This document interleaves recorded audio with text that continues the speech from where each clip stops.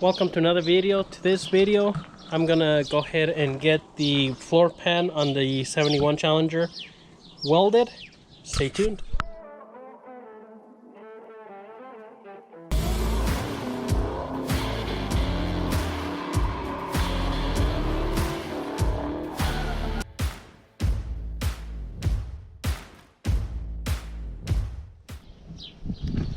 Okay, so the first thing I'm gonna do, I put a little ratcheting strap here just to pull it forward as far as it'll go.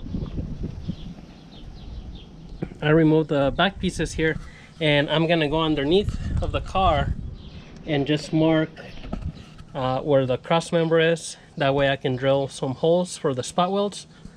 That's really the only place that I'm gonna drill holes there in the middle. And then I'll drill holes through the top, though I don't need really to mark that, but I'll probably just put a line just to see how much room I have.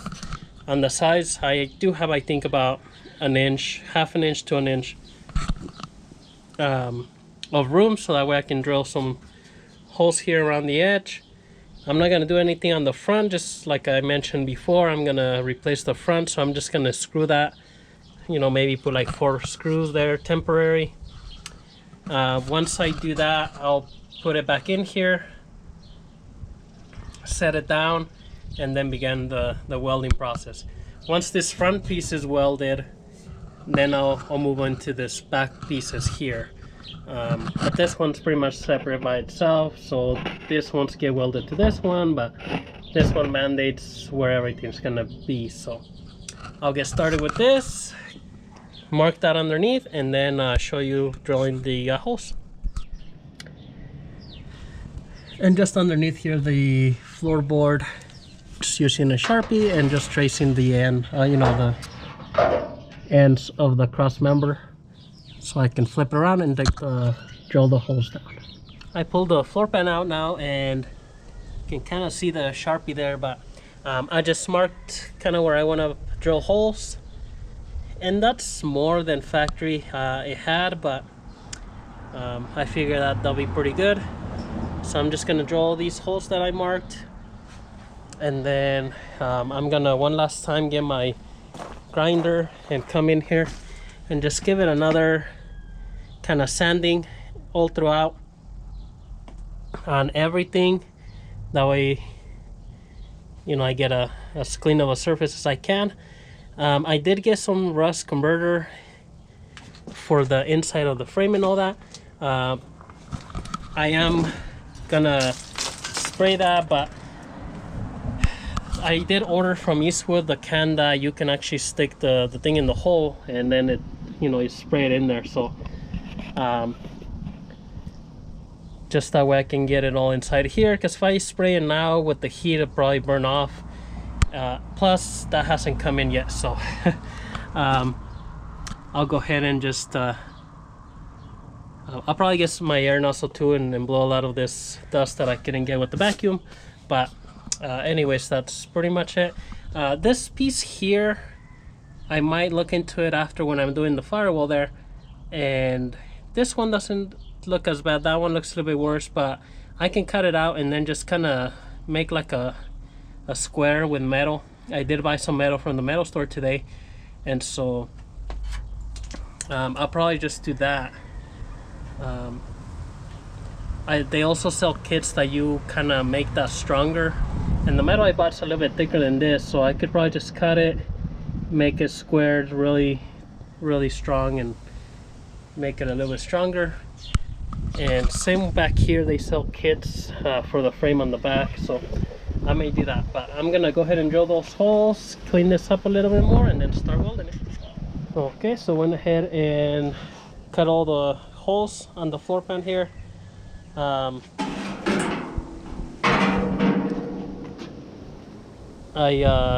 hit them with the grinder a little bit, just pretty much to deburr the ends, and then I grinded everything one more time. I did have a little bit of weld through primer, so I just put it on the surface where I'm gonna actual weld, because like I said, inside of the frame I'm gonna get that Eastwood rust converter. So I'm ready to get my floor pan in here. make it tight, and then I'm gonna grab my smaller sledgehammer and then a body hammer and just start welding. I'll probably start from the middle, push down, make sure it's touching, and work my way out. And then you know, just go out and do the edges, and then I'll come back to those back pieces. Got the floor pan in, everything lined up, and got my welder connected, so ready to start welding. Pretty much at this point I'm just gonna, most of it's touching, but I'll have to push down with my hammer or put some weight before I weld to make sure it's all the way tight. What I'm gonna do, which this car didn't have, is put seam sealer underneath, and that's gonna cover, you know, any of the little gaps. Which I was looking at the original floor pan, like in this back piece, this piece it's going down, and you know, they just left it like that. They spot welded on this high spot. This piece was just there, and so, you know, water could always just go in there. So what I'm gonna do is put seam sealer all in the edges, on the bottom, and then paint everything again. So hopefully that'll protect it for, you know, it's, I mean, it's been, I don't know, like 50 years, so it's, you know, it's been okay, but hopefully that'll make it last longer, especially out here in the desert. There's not too much rust. So I'll get started, and then I'll show you guys after I'm done with the welding.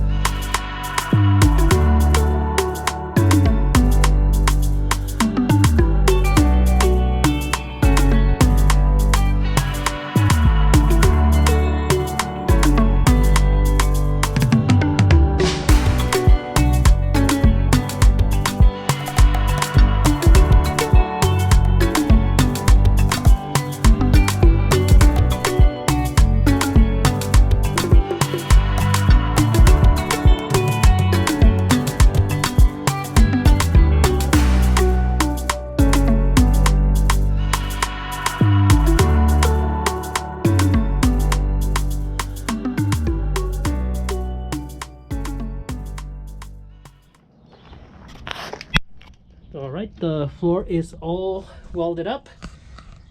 It went on a lot better than I thought, honestly. Not too bad. I'm gonna get my grinder and just go over the welds a little bit. I haven't welded for a while. As I did more, it was easier and I got better. Overall, pretty much everywhere that I welded it's got good penetration. The metal underneath is still strong. There were a couple places, like those little end of the frame here, that were a little bit thin, but it's still welded fine. So I mean, it's good and strong now. I can get in here, you know, no problem. So the seats aren't gonna fall through, and I still need to put those supports for the seat here, which are still gonna make the overall floor stronger. So I went ahead and sanded the welds just a little bit.